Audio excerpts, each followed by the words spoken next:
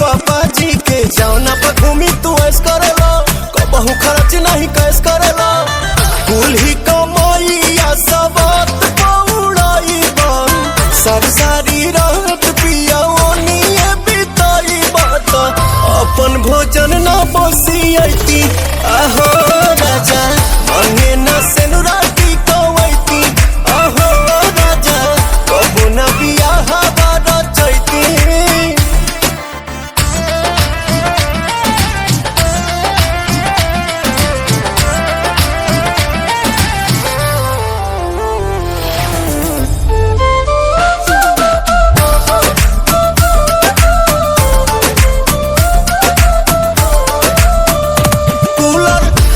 पंखा टीवी संग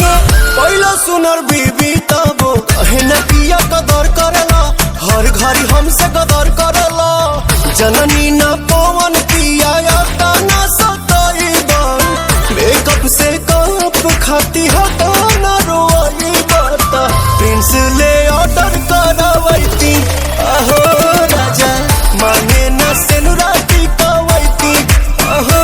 राजा कबो न बियाह